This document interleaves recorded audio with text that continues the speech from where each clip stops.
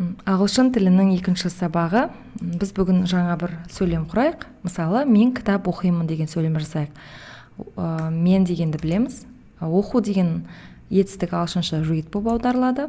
Ал кітап деген book. Сонымен мен кітап оқимын деген сөйлемді жасадық. I read book. Бірақ мына сөйлем кішкене дұрыс емес. Бұл жерге артикль деген нәрсе жетіспейді. Артикль деген не нәрсе? Артикль деген мынандай book, немесе newspaper дейік, газет, email, электронды хат дейік. Осындай зат есімдердің алдына осы зат есімнің мағыналық жағын өзгертетін сөздер қойылады. Артикльдің екі түрі болады. Бірінші артикль немесе n артиклі, ол нақты емес артикль болып аталады. Екінші артикль түрі the артиклі. Нақты артикль. Осы екі артикльмен де сөйлем жасап көрейік. Сонымен I read a book дейміз, және I read the book дейміз.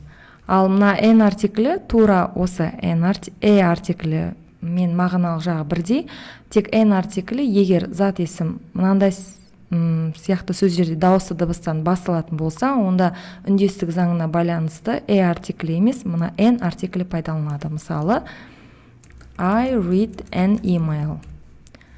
Енді сөйлемді құрадық. Қазақшаға аударғанда екеуінің аудармасы бірдей. Мен кітап оқимын, мен кітап оқимын. Ал мағыналық жағынан ағылшын тілінде екеуінің айырмашылығы бар. Қандай айырмашылық? I read a book деген кезде мына нақты емес артикль деп аты айтып тұрғандай, біз нақты бір кітапты айтып тұрған жоқпыз. Біз жалпы бір кітапты оқимын. Кез келген бір кітапты оқимын. Әйтеуір бір кітапты оқимын. Кітап деген жақсы ғой, кітап оқығанды жақсы көремін деген мағынадағы сөйлем.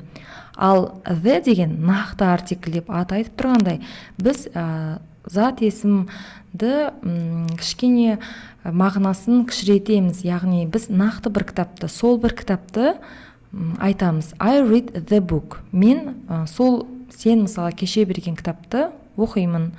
Немесе екеуміз алмасқан кітапты оқимыз деп сөйлемдерді жасаймыз. Яғни the артиклі мына кітаптың нақты қандай кітап екенін айтатын артиклі. Ал артиклі ол нақты емес, әйтеуір бір кітап, кез келген бір кітап деген мағынада.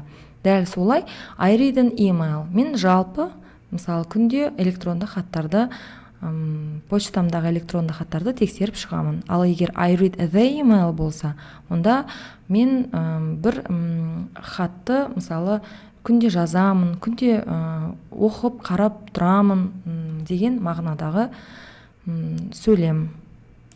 Мысалы, мына сөйлемдерді алайық. I read a newspaper, I read the newspaper. Мұнда мен газет оқимын. Жалпы газет оқығанын ұнатамын, газет оқимын. Ал мұнда мысалы мен күнде Егемен Қазақстан газетін оқимын деген мағынадағы сөйлем болады. Ал енді егер зат есім көпше түрге ауысса, артикль қалай болады? Соны көрейік. Бірінші зат есімдерді көпше түрге ауыстырайық. Зат есімді көпше түрге ауыстыру өте оңай.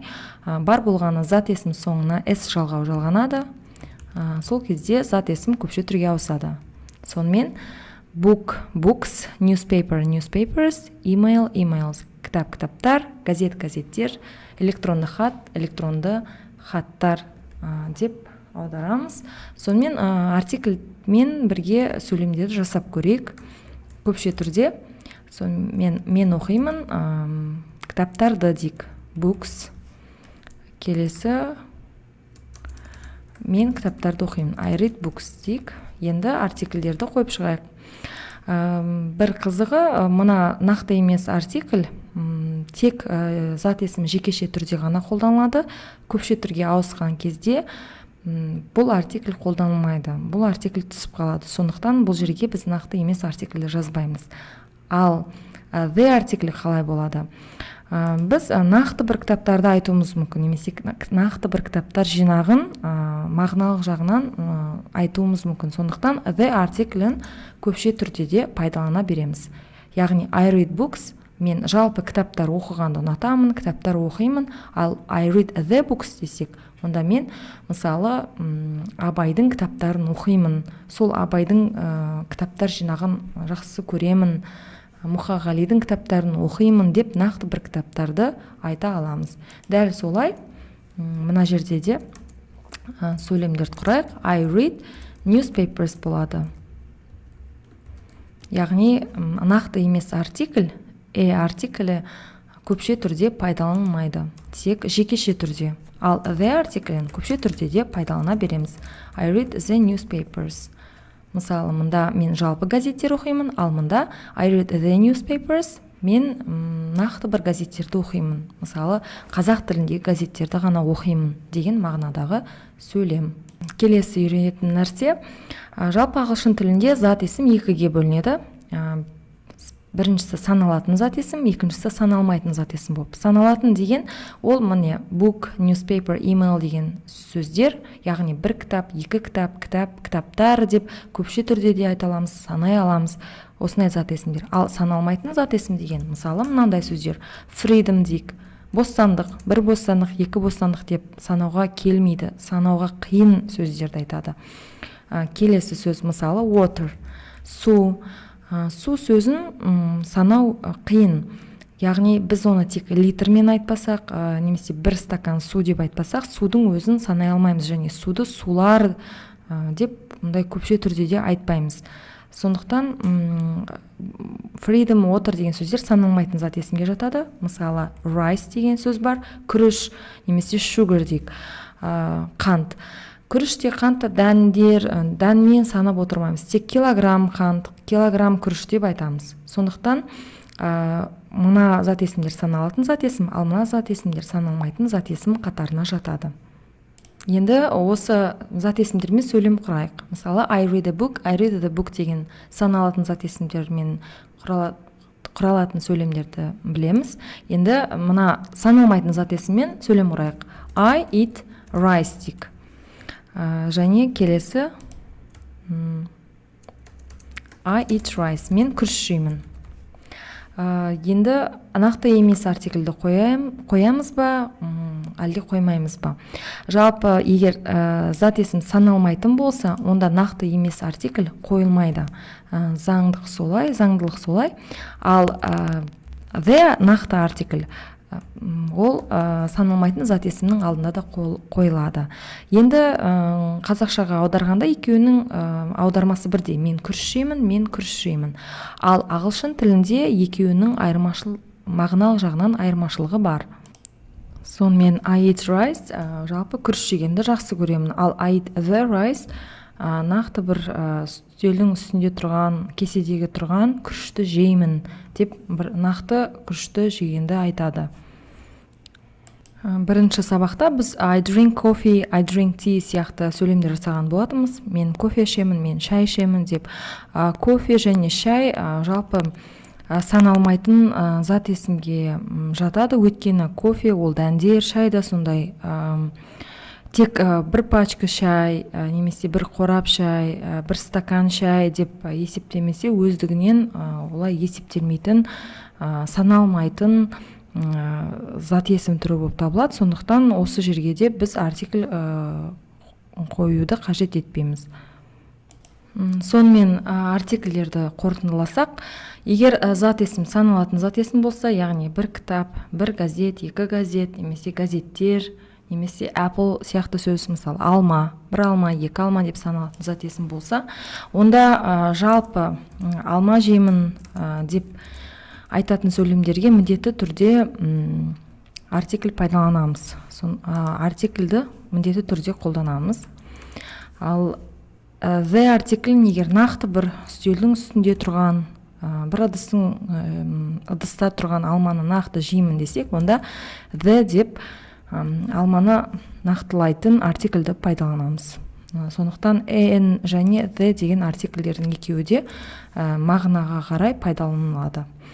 Келесі, егер осы саналатын зат есім көпше түрде болса, кітаптар, газеттер және алмалар деп көпше түрде болатын болса, онда мен алмалар жеймін деген сөйлемде жалпы артиклі пайдаланбайды, өйткені артиклі тек зат есім жекеше түрде ғана пайдаланады. Сондықтан артиклді біз көпше түрде пайдаланбаймыз. Және мына сөйлемнің мағынасы I eat apples, яғни мен жалпы алмаларды жегенді жақсы көремін деген мағынадағы сөйлем болса, артикль пайдаланбаймыз. Келесі, ал егер біз нақты үстелдің үстінде тұрған алмаларды жеймін деп айтатын болсақ, онда біз the артиклін пайдаланамыз. Сөйлемді жасап көрейік. I eat the apples. Мысалы, мен ағамның бақшасындағы алмаларды жегенді ұнатамын, алмаларды жеймін дейтін болсақ, біз нақтылағаннан кейін the артиклін пайдаланамыз.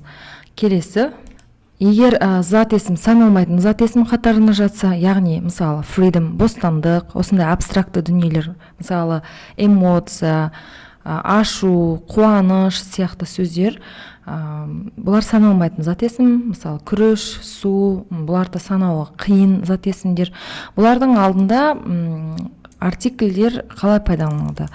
артиклі, мына нақты емес артикль, саналмайтын зат есім алдында мүлдем пайдаланылмайды. Ал сондықтан артиклді мүлдем қоймаймыз. Ал the артиклі бұл сөздерге пайдаланылады. Енді екі сөйлемді қайтадан құрап көрейік. I мысалы like freedom дейік. Және I like the freedom деп айтайық. Like деген ұнату деген сөз. Мен бостандықты ұнатамын, мен бостандықты ұнатамын. Қазақшада ешқандай айырмашылық жоқ, ал ағылшын тілінде мағыналық жағынан айырмашылық бар. Мына сөйлем мен жалпы бостандықты ұнатамын. Бостандық деген жақсы ғой деген мағынадағы сөйлем. Ал I like the freedom деген мысалы белгілі бір мектепте беретін оқушыларға беретін бостандық, оқушыларға өзінің таңдауы бар деген мағынада бір белгілі бір нақты бір бостандық түрін айтсақ, онда the freedom деп пайдалана аламыз. Ал бұл саналмайтын зат есімдер көпше түрге ауыспайды, сондықтан бұның көпше түрі жоқ. Freedoms, rises, waters деп айта алмаймыз. Міне біз артикльдің қолданылуын үйрендік. Және оңай қолдану барлығы практикамен, кітаптарды оқумен, аудиоларды тыңдап өзі жаймен түсінікті болады.